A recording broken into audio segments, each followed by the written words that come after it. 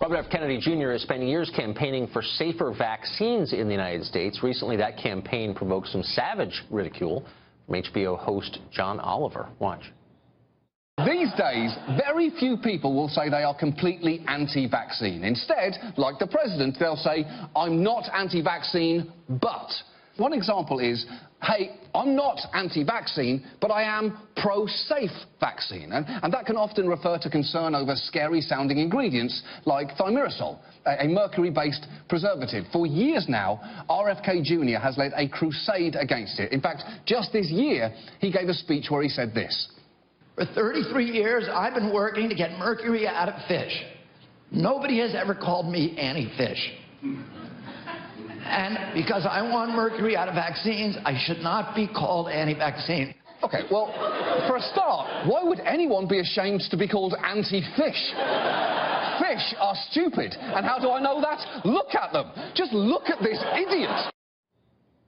Robert F. Kennedy Jr. joins us tonight. The response to that piece that John Oliver did really struck me. I think of you as someone who's bona fides as a Democrat and a liberal are kind of unimpeachable, and yet they piled on you. Why? Why is raising questions about the safety of vaccines a no-go zone on the left?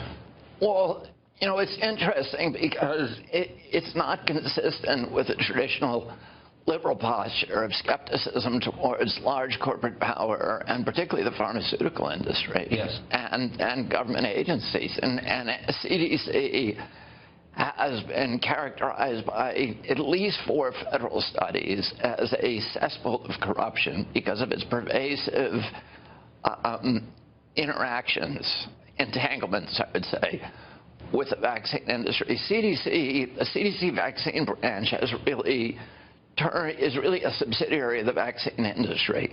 It sells $4.1 billion worth of vaccines a year. It spends about $4.6 billion, almost half of its budget, promoting vaccines, and it only spends $20 million testing vaccines. That's good for a tiny handful of the vaccines we have.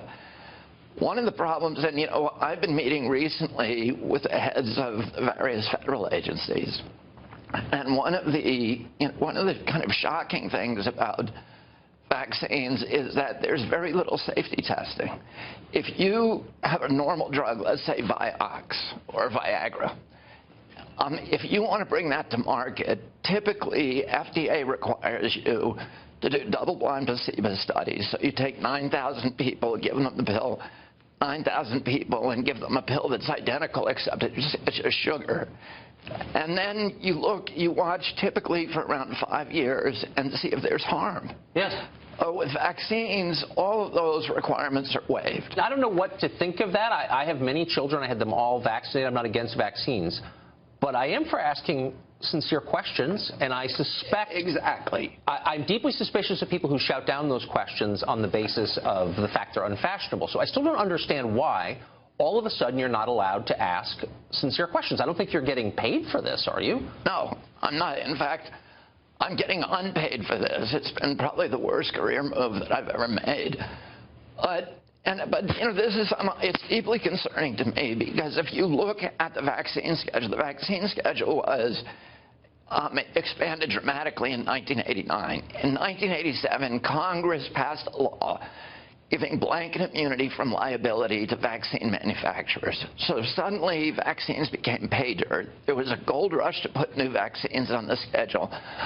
I got 3 vaccines when I was a kid, and I was fully compliant. My children got 69 vaccines. Today's children got 74 vaccines, 74 shots of 16 vaccines.